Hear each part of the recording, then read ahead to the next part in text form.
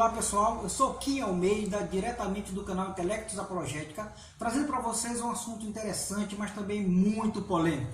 Afinal, Jesus ensinou que o sábado pode ser violado e ficar sem culpa? O negócio aqui vai pegar agora. Alguns dias atrás, pessoal, visitando alguns blogs, eu me deparei com um artigo que dizia que Cristo foi claro ao afirmar que o sábado poderia ser violado e ficar sem culpa por se tratar de um mandamento cerimonial. Mas será que as escrituras realmente dão base para essa afirmação? É isso que nós vamos estudar nesse momento.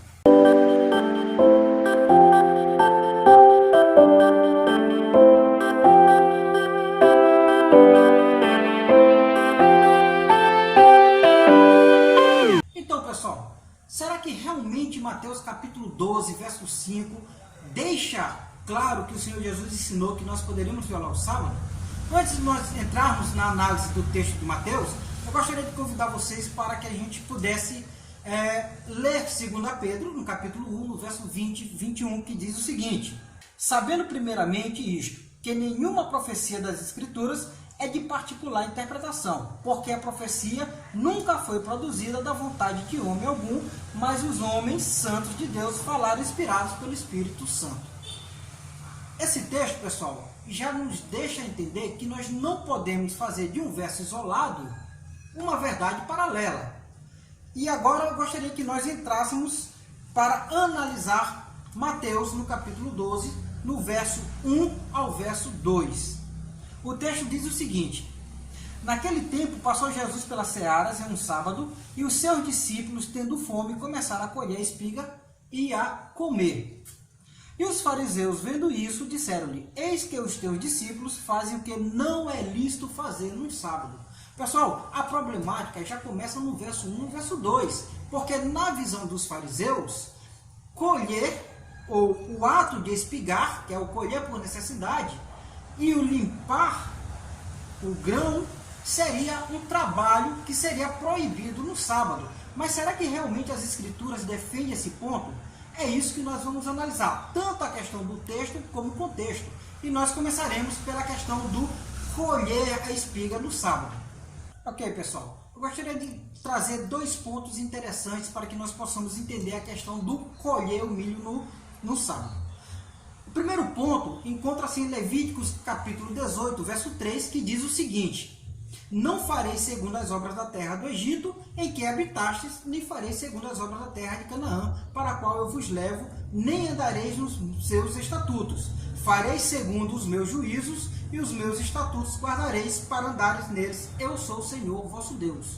Pessoal, Levíticos 18, verso 3, ele mostra que Israel passava por uma reeducação. Deus anuncia a Israel que Israel seria uma nação santa, a nação eleita. Mas que para isso Israel deveria sofrer uma reeducação, andar nas leis, nos mandamentos, nos ensinos de Deus e praticar. Então, dentro desse contexto de reeducação, eu gostaria de trabalhar uma reeducação que Deus tratou com Israel, que é justamente o ato de misericórdia e amor pelo próximo. Eu gostaria que vocês abrissem a Bíblia de vocês em Deuteronômio capítulo 15, no verso 7, para a gente ver um pouquinho a questão do amor ao próximo e a misericórdia, ok?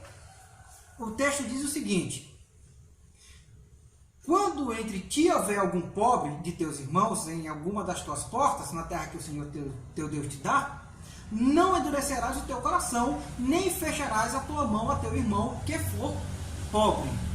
Já no Salmo 41, verso 1, diz o seguinte: bem-aventurado é aquele que atende ao pobre, pois o Senhor o livrará no dia do mal. Um dos trabalhos que Deus fez para reeducar Israel era justamente amor e misericórdia.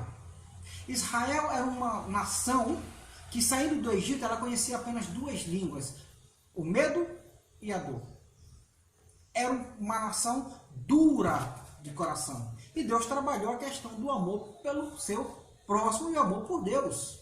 Agora, olha que interessante. É dentro do contexto do amor e da misericórdia que eu gostaria de chamar a atenção de vocês para a questão do colher a espiga de milho. Vamos lá? Vamos ver Levíticos capítulo 19, verso 9 e verso 10. Diz o seguinte: quando também cegardes a cega da vossa terra, o canto do teu campo não cegarás totalmente, nem as espigas caídas colherás do teu campo. Semelhante, não rabiscarás a tua vinha, nem colherás os bagos caídos da tua vinha. Deixá-lo-ás ao pobre, ao estrangeiro. Eu sou o Senhor vosso Deus. Deus queria que Israel fosse um exemplo de que há um Deus que ama e tem misericórdia, não só com sua nação, mas com todas as nações. O intuito de Deus era que as pessoas tivessem em Israel um exemplo de bondade, amor e misericórdia divina. Nós vemos um ensino que Israel deveria deixar na seara algumas partes com frutos para os necessitados. Então, pessoal, fica uma pergunta aqui. Será que as acusações dos fariseus, lá em Mateus capítulo 12, verso 2, era legítima? Olha que interessante. Em Deuteronômio capítulo 23, verso 22, 24 e 25, Deus faz uma separação do ato do espigar por necessidade e do trabalho. Um tem a permissão e um tem a separação. Vamos ler o texto? Vamos lá. Diz o seguinte: quando entrares na vinha do teu próximo, comerás uvas conforme o teu desejo até te fartastes. Porém, não porás no teu vaso. Verso 25. Quando entrares na seara do teu próximo, com a tua mão arrancarás as espigas, porém não meterás a foice na seara do teu próximo. Pessoal, o texto é claro. O ato do espigar é permitido por Deus. Agora, o que Deus aqui proíbe no mesmo verso é que eu leve a foice para prestar o serviço. Que eu leve a cesta para estocar o alimento para comercializar. Há uma diferença entre o trabalho permitido e o trabalho proibido. E Deus faz essa diferença. Então, a acusação dos fariseus, no primeiro ponto, era ilegítima. Então, pessoal, nós precisamos entender por que Jesus citou Davi. E isso, quem vai nos dizer é as Santas Escrituras. Precisamos abrir nossas Bíblias em 1 Samuel, capítulo 21, do verso 3 ao verso 7. Diz o seguinte: agora, pois, que tens a mão, dai-me 5 pães na minha mão, ou o que se achar. E respondendo o sacerdote a Davi, disse: não tenho pão comum à mão, há, porém, pão sagrado. Se ao menos os jovens se abstivessem das mulheres. E respondeu Davi ao sacerdote e lhe disse: sim, em boa fé as mulheres se nos vedaram desde ontem, e anteontem, quando eu saí, o corpo dos jovens também era santo. E em alguma maneira é pão comum, quanto mais que hoje se santificará outro corpo. Então o sacerdote lhe deu o pão sagrado, porquanto não havia ali outro pão, senão os pães da preposição que se tiraram de diante do Senhor, para se pôr ali pão quente no dia em que aquele se tirasse. Então, pessoal, eu gostaria de ler aqui 2 comentários bíblicos não adventistas para que vocês entendessem que Deus ele permitiu a Davi, devido à sua necessidade, seu estado de necessidade, passando fome, forasteiro nas próprias terras, fugindo do rei Saul, Deus teve misericórdia e amor para com Davi, permitindo que lhe fosse dado os pães para que comesse. O primeiro comentário é de Albert Barnes, que diz o seguinte: para reivindicar seus discípulos, ele os referiu a um caso semelhante registrado no Antigo Testamento e, portanto, com o qual eles deveriam ter se familiarizados. Este foi o caso de Davi. A lei ordenava que 12 pães fossem colocados sobre a mesa na mesa no lugar sagrado do tabernáculo, para que permanecesse uma semana e depois fossem comidos somente pelos sacerdotes. O lugar deles era então abastecido por pão fresco. Isso foi chamado o laco do pão da manhã, Levíticos 24, versos 5 ao 9. Davi, fugindo diante de Saul, cansado e faminto, foi ao sacerdote Aimeleque. Tinha encontrado apenas este pão. Pedira-o e comeram ao contrário do líder da lei, de 1 Samuel 21, do 1 ao 7. Davi entre os judeus tinha autoridade. Este ato passou sem condenação. Provou que, em casos de necessidade, as leis não vinculam o homem. Um princípio que todas as leis admitem. Então, a necessidade dos discípulos o justificavam ao fazer no sábado o que teria sido ilegal na visão dos fariseus. Agora, John Calvin, ele fala o seguinte: você não leu o que fez Davi? Cristo emprega 5 argumentos para refutar essa calúnia.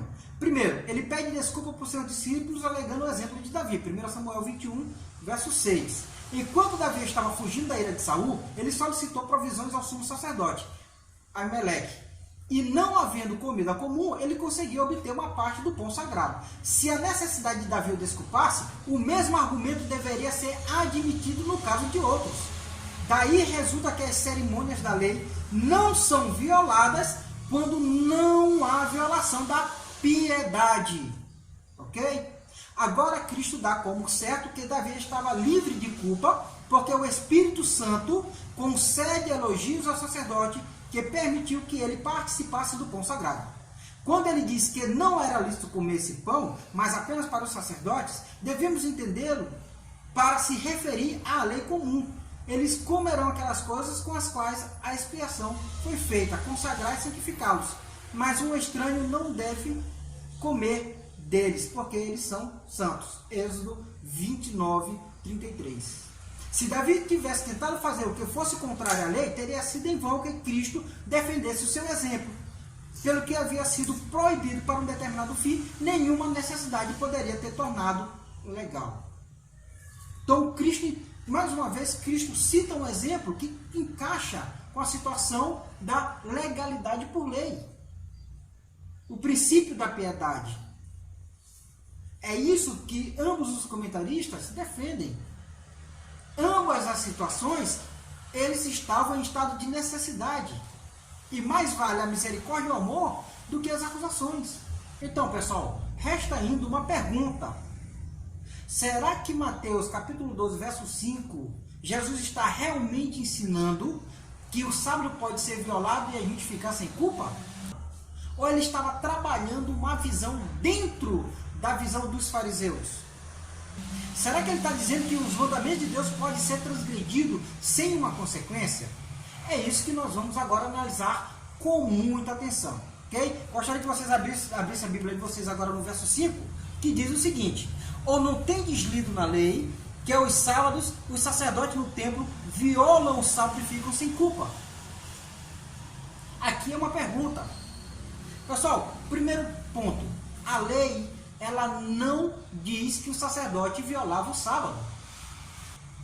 Gênesis capítulo 2, verso 2 e 3, diz que o sábado ele deveria ser separado para a finalidade santa. A palavra Kadash significa separar para a finalidade santa. Quando nós vamos para Gênesis capítulo 17, nós entendemos que Deus dá a circuncisão e que toda criança ao 8º dia de nascido deveria ser circuncidado. E quando recaísse no sábado, deveria ser feito. Porque o texto diz que se não fizesse a circuncisão, simplesmente você estaria violando a aliança. Êxodo capítulo 20, verso 8, diz que eu tenho que me lembrar do dia de sábado para santificar. E a palavra também é Kadash. E significa separar para a finalidade santa.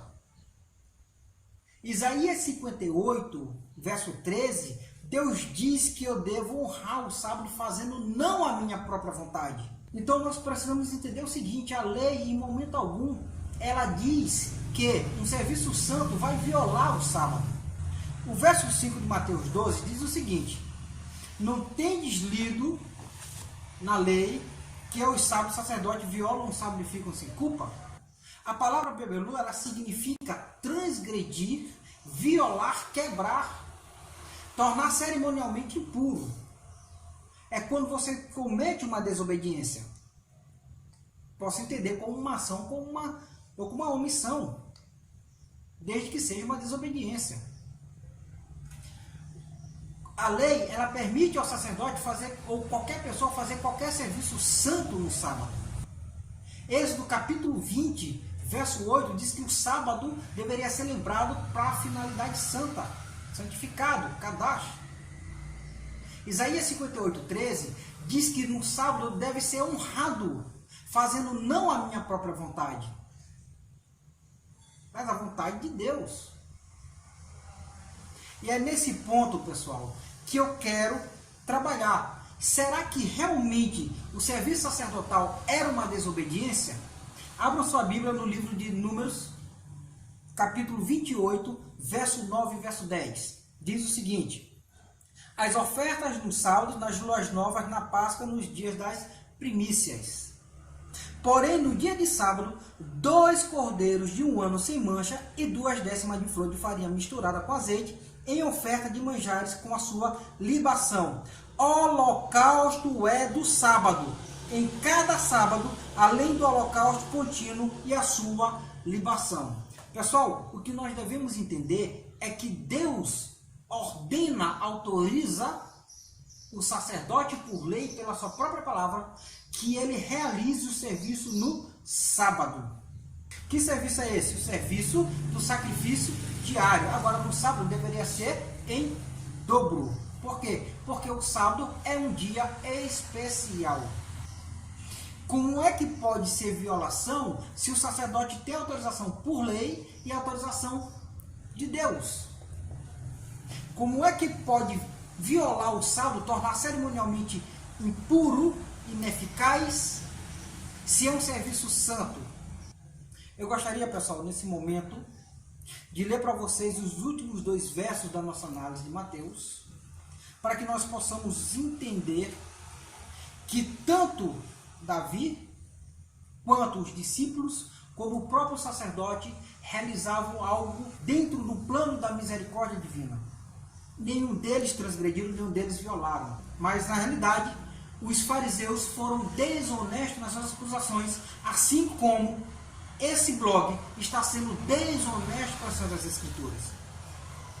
Convido vocês para que nós leiamos juntos o verso 6 e o verso 7 de Mateus capítulo 12. Diz o seguinte: pois eu vos digo que está aqui quem é maior do que o templo. Mas se vós soubessem o que significa misericórdia quero e não sacrifício, não condenariam pessoas inocentes. Pessoal, o que Cristo está falando é que tanto o sábado como o ato evangelístico que os discípulos estavam em viagem missionária e indo para outra viagem missionária com fome, necessitados, não transgrediram o sábado, porque o sábado aponta para o Deus Criador. Davi, quando comeu do pão, o pão apontava para o Deus Criador, dentro do plano de salvação. Os sacerdotes, quando eles realizavam o serviço sacerdotal no sábado, ele apontava também para Cristo. É por isso que ele diz que está aqui quem é maior do que o templo, porque tudo que era realizado no templo apontava para ele. O próprio sábado aponta para o Deus Criador. Atos 17 ao 24, Paulo diz que o Deus Criador é Cristo. Cristo ressuscitado. João, capítulo 1, do 1 ao 3, diz que Cristo é a palavra, é a fonte de vida e por ele tudo se fez. Apocalipse 4, 11 diz que Cristo é o Deus Criador dentro da Trindade, que é digno de adoração porque criou tudo. Então, toda a obra realizada dentro do templo aponta para Cristo. Então, pessoal, é por isso que ele fala, em questão da misericórdia, é porque os fariseus, eles não tinham amor e misericórdia no coração. É por isso que eles acusaram os discípulos. É por isso que Cristo utilizou o exemplo de Davi e o exemplo do sacerdote, porque eram obras de misericórdia de Deus. E Cristo disse, olha, tudo aponta para mim, é por isso que eu sou maior que o templo. Agora, vocês não sabem o que é amor e misericórdia, que se vocês soubessem, não acusariam pessoas inocentes. Porque os discípulos, eles foram acusados injustamente, porque os fariseus sabiam que o espigar por necessidade era lícito.